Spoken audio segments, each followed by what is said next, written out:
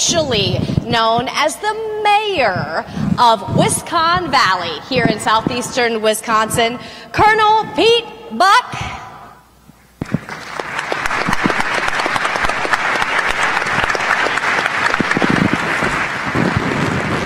Welcome, Colonel. We're so glad you're here this morning.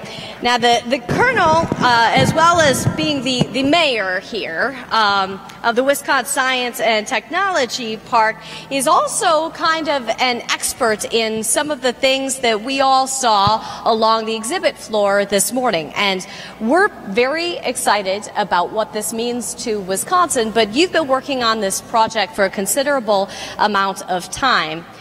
Do you want to share with us a little bit about what is to come and what we can expect?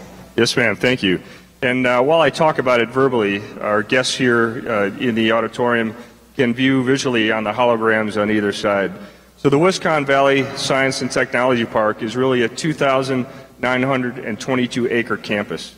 It's not just about a thin film transistor or TFT fabrication. It's really an innovation hub and enabler for the community here in Wisconsin.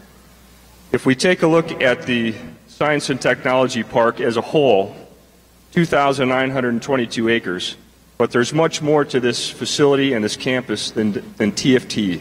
If you look at the TFT fabrication facility as the hub or the center of gravity, let's take a look at the whole park. Certainly the fab is the first and the only fabrication facility in the United States. Made in America is what this is about. But there's so much more. This is about applied technologies on panels and the technologies and innovation that come from that. If we move to the east from the to the west from the fabrication facility along the I-94 corridor, we will have a mixed-use area. In that area, we will have healthcare, restaurants, hotels, and entertainment as support to our workforce within the campus. As we move north, we'll have a science park, and this is where we will partner and are partnering with our academia and industry for vertical development on the technologies and opportunities for technology to support functional areas and functional areas to support technology in a symbiotic relationship. Now, as we move back to the east of the fabrication facility, we will have an 8K 5G R&D facility for research, development, and continued generation of our technology. And the furthest east portion along the Canadian Pacific Rail will be our mixed-use area for transportation and delivery. So as you look back at the whole Science Technology Park, 2,922 acres, you'll notice that through the center of it, there's an autonomous vehicle test track for use and movement of personnel autonomously, and a significant amount of green space as well. The vision here is smart living, smart future, 5K HE ecosystem. And for the lay people among us, describe what exactly that is. And the gentlemen were sharing with me backstage a little bit, but this technology is so incredibly advanced. There are some of us who nearly can't imagine. It almost seems like something out of a science fiction movie. Well, maybe I can take this one. I think the concept of an 8K 5G ecosystem should be built on top of artificial intelligence. In a moment, I'm going to ask Dr. Lee to elaborate on AI. For 8K, I think some of you have seen it on screen earlier, but also looking around with the product exhibits. Imagine you can see things a lot better watching TV or looking at the screen than your naked eye. We're now actually realizing that with 8K display. The imagination is actually the application. You can do that in the morning actually doing makeup, or you can actually do remote or microsurgery when your surgeon and the patients are thousands of miles away because of the display technology, the camera, and also the connectivity with 5G, because now you can actually live with the technology. So connectivity along with display really actually are married together to make it happen. But really to leverage what we call machine learning and also artificial intelligence, you can learn more and do more because the machine and the computer is going to help you more. Maybe Dr. Lee, you can pitch in on that for us? Well, I guess when you look at the future smart system, it really is about from visible to invisible, right? So you see something, but you don't see something. So the intelligence system is trying to bridge the gap between what you know versus what you don't know, right? So for inspection, you have a skin. Now understand what type of skin you have, so can match your good cosmetic system. Right? That's pretty impressive, and the fact that it's going to be happening here in Wisconsin is remarkable and I think very powerful for our economy. Dr. Alan Young, one of the things that I've heard a lot this morning is the expression TFT fab, and I've also heard you all talk a lot about enabling research and development. So I suppose I have two questions for you. Tell me a little bit about this term that I had to Google, everyone, thin film transistor fabrication, and then tell me a little bit about what you're hoping to enable in the research and development world, not just for the Upper Midwest, but truly for the globe.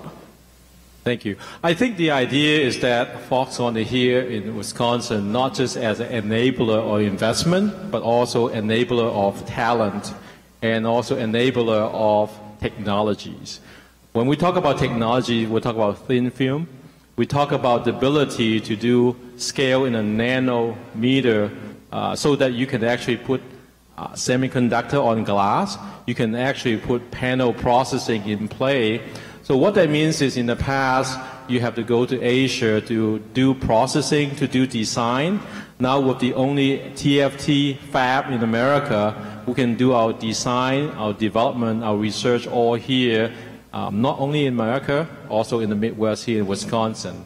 The talent will not be actually going offshore. They will actually stay here. At the same time, the investment we're making, as Pete mentioned earlier, the $10 billion investment really is on Area 1, Phase 1 only. And we have partners to work with. Obviously, Foxconn cannot do it alone. That's why we're investing in Racine County. We're also investing in Milwaukee with our new North American headquarters.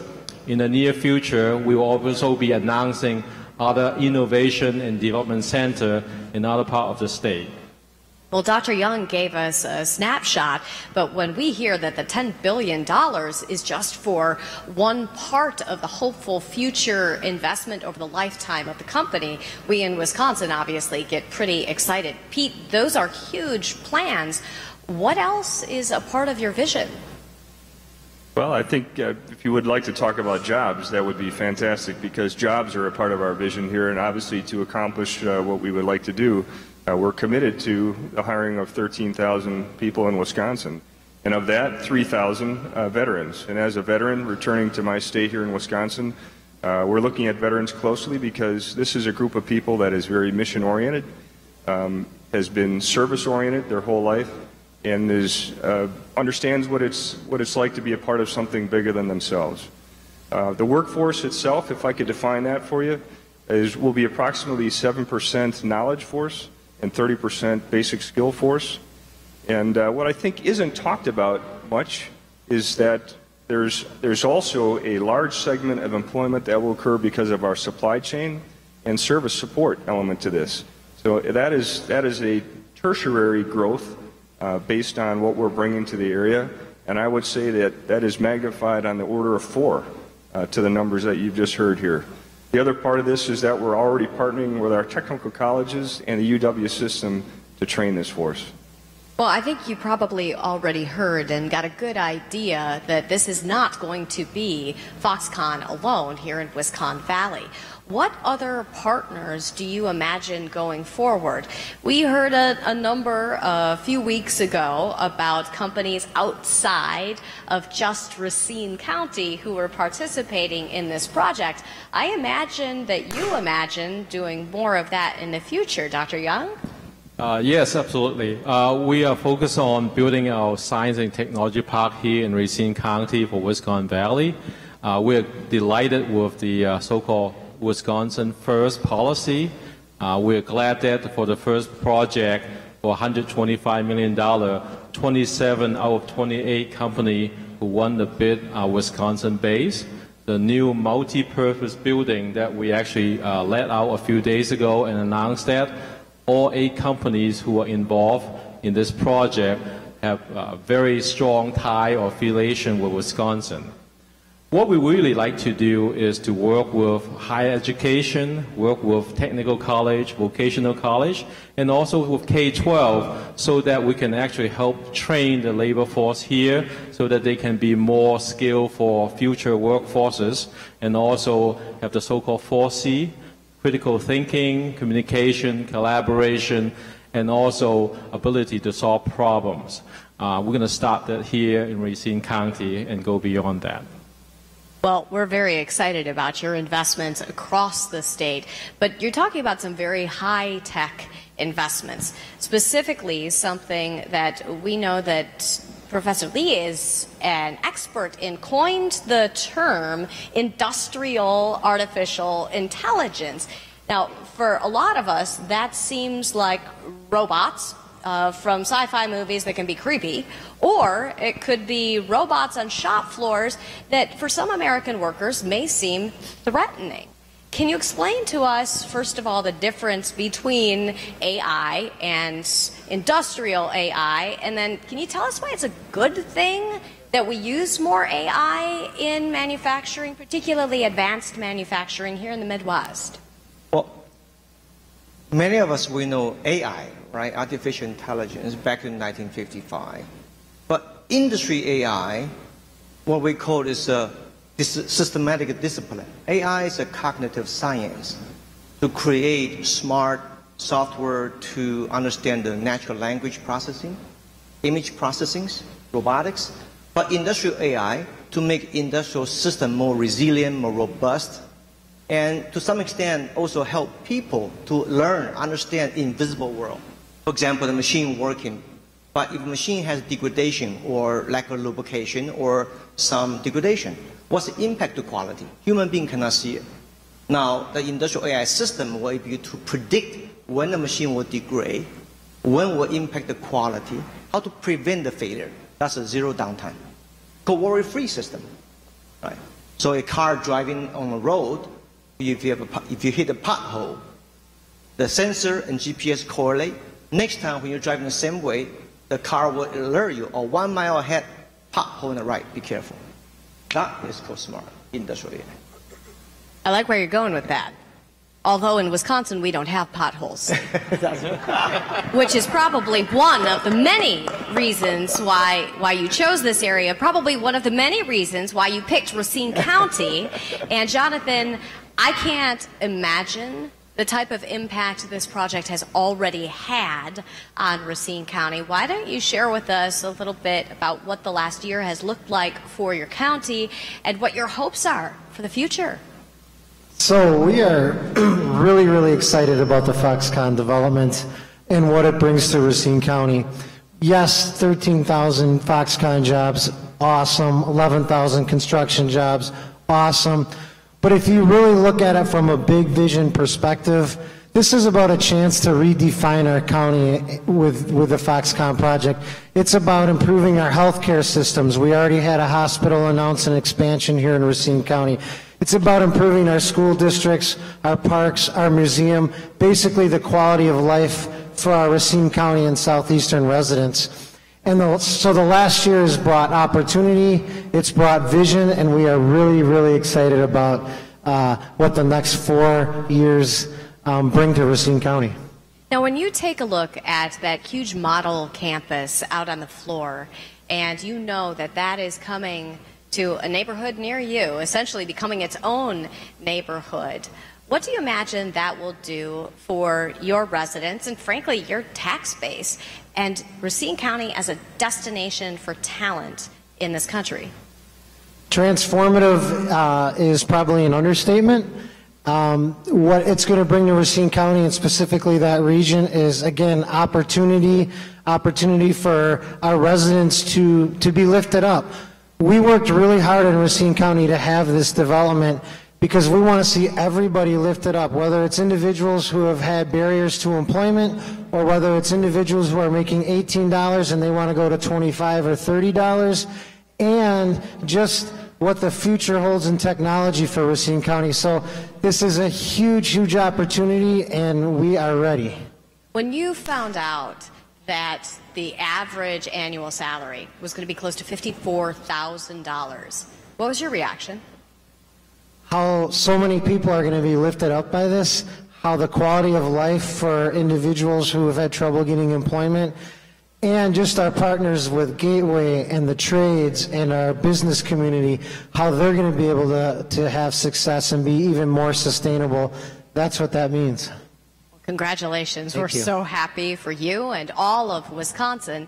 Gentlemen from Foxconn, I have a question for you that has been in this latest news cycle, and it's been about trade and international trade specifically, because when we talk about being competitive with the Chinas of the world, obviously we want U.S. technology to be on the cutting edge. What will this development here in Wisconsin do for our competitive edge, and let's say with China specifically?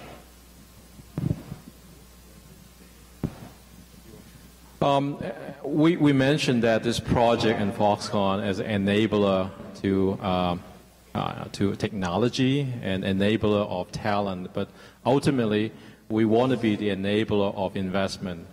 The area or vertical or industries that we're very interested in, I think Dr. Lee mentioned Industry 4.0, advanced manufacturing, security, healthcare and wellness, as well as mobility. That means autonomous and connected vehicle and highway. Those are the areas that the U.S. is and could be and will be leading in the world. So as we develop solutions, applications, and products, not only will we be using them and selling them here in the United States and North America, we'll be exporting to around the world, into Asia Pacific, especially to China. You want to add to that? If I could take that and just give you a tangible example. So for those of you that I hope got into the trade show today and walked through the technologies in the trade show, you probably ended here in the northeast corner and saw the ZAP, the radiological surgical knife, intracranial surgery. So this is a product that is partnered with Foxconn and will be produced right here in our facility here in Wisconsin, produced in Wisconsin, but will be marketed globally, particularly target to market with China and to kill cancer around the world. That's incredible. Those medical research techniques and advancements happening right here at home and being exported to heal the world, literally. Well, it's actually going to be invented in California and manufactured in Wisconsin. Manufactured here. In fact, one thing You're that welcome to just bring the inventor over here. Well, we call this place Wisconn Valley for a reason. For the last 20, 25 years, I was living in the Bay Area. We have Highway 101 for Silicon Valley, and for some of you who knows the East Coast, we have the Boston area, Route 128. For most of us who actually live or work around here, we have our I-94, and I think not too distant in the future, I-94 and Wisconn Valley would be synonymous. That sounds great to all of us. What were the advantages that you all saw when you took a look at the Midwestern workforce? Obviously, as a professor in Ohio, you know, Professor, that there are extraordinary minds in the Midwest, and we like to pride ourselves on a Midwestern work ethic, educated, ethical workers who show up on time, every time, understand the chain of supply and chain of command. That had to have been part of the attractant here. Yeah, certainly, ma'am. And I grew up here. This is my home, so I'm a Wisconsinite. So I obviously have a great desire to see the value brought back to this area. But you described the people of the Midwest and particularly of Wisconsin very well. And it's really the industrial belt of our nation that exists here, and it really ties in the east and west coast of our countries. So the strength here and a presence here is absolutely critical, and it's the right place to be. Well, you mentioned about me in Madison last time, and I would vouch for the workforce and the education system here in Wisconsin because I myself Exhibit A, being a UW graduate from 1984. Go Badgers. The Badger. But also Dr. Lee as well is a Badger and alum as well.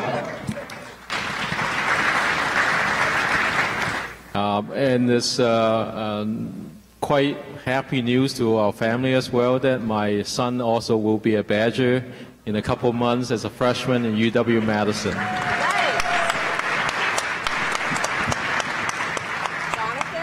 I would say for us why Racine County and the workforce are such a great match is because of our partners, whether it's the Home Builders Association or the trades or Gateway or our private sector. We had the ability to come together, put reputations aside, align services, develop plans, and execute them so we can create a Racine County ready workforce. I think that's an awesome thing that we have in Racine County. In fact, Jonathan, I think it might be good for you to elaborate a bit more about, we talk about verticals or industries that we want to invest in, healthcare and wellness, digital healthcare, smart city, smart future, areas that I think when we build a smart city in Racine County, a lot of jobs will be created. The trade, the construction side is going to be a key part of that for us. Yeah, we know that our partners such as Big Step and Gateway in developing those trades are critical. We know that we have a lot of low-hanging fruit here in Racine County, and we have a lot of interest of our citizens to be in the trades. So to be able to develop that smart city or that construction, we're ready for the challenge, but we believe that we have a plan in place to be able to do that. Well, I said we also graduated from UW-Madison. My daughter also graduated from UW-Madison. Nice. We started center actually from UW-Milwaukee in 2001 as an NSF Center on Intelligent Maintenance System. We work with Rock Automation, Johnson Control, Harley-Davidson, We Energy at the time. And so throughout the last 18 years, we have worked with over 100 companies globally. What I believe what the beauty about Midwest is really about the passions in manufacturing, the passion in the things people make, right? To live well, a nation must produce well. So we believe there's a passions, the domain knowledge is the key. So we often talk about the Foxconn group, and we said, well, we have to integrate with technologies. So A means AI, B means big data, C means cloud system, D is domain knowledge, E is evidence. The product we make can give customer the domain, the evidence of saving, evidence of value creation. That is the power of the future. A, B, C, D, E. You practically have the whole alphabet. Foxconn. Well done. Nice, Colonel. So I guess the average Wisconsinite, maybe sitting at home watching, is wondering, well, I have no expertise in artificial intelligence. Just like the Lieutenant Governor, I had to Google what TFT Fab was as well. So who are you looking for in an employee? And even if they don't work for Foxconn proper, is there a place for them in the supply chain or the customer chain? Because the rumor on the street is that there will be an additional number of jobs created simply because of Foxconn's investment here. Yes, ma'am. I think you're touching a little bit on the labor force that I mentioned a few minutes ago. And we've used the term enabler here today. And I guess if our guests were to walk away, that I would like them to walk away with that term, because this initiative is an enabler in so many functional areas, and jobs is one of them. That workforce of 70% knowledge, 30% basic skills certainly covers a broad spectrum of the available workforce here. And then the tertiary jobs that we discussed, from the supply chain to the service support, and the jobs that we discussed here from Jonathan in the local area that will be a support to the overall campus and a support to the functions that exist here. I believe there is absolute opportunity in every category for the people of Wisconsin and Racine County. Now, Colonel, you gave us a cool flyover hologram right behind you. I don't know whether you saw it, but while you were talking, all of us were really impressed. And those of us who have not gotten the up-close view of either the hologram or the campus diorama outside probably are curious about some of the neat features that you have. Someone who is an observer of architecture may observe that you have green roofs and white roofs, both very energy efficient. You have so many ponds and lakes and lagoons that you have built into the campus. First of all, how did you come upon those types of features? And then second of all, for all of you, which is your favorite? It's tough to choose, but I've got to go with that Tron-looking circle that you have at the headquarters building where you're going to have the transporter in the middle. Sure, yes. This is about being a smart city and a smart future. So we're tying the industrial element to the life element, to the work element, to the play element, the entertainment element, all together as a smart city and smart future. Part of that is autonomous vehicle and the efficient movement of personnel throughout the campus, and also the opportunity to do research and development with autonomous vehicles, one of which you have the opportunity to see in the showcase today because the panels associated with that are one of our technologies. So this is very much about leading technology, enhancing the experience in every category, and that this whole ecosystem functions well together based on that concept. But what's your favorite? The autonomous vehicle? I'm a pilot, so it's the autonomous vehicle. All right. Thanks, Colonel. Dr. Young, what about you? Well, I think the campus, as you can see here, is almost 3,000 acres. I think the ability to touch different verticals, industries, and leverage our partners all the way to northeastern part of Wisconsin, and I recall from the Marathon County,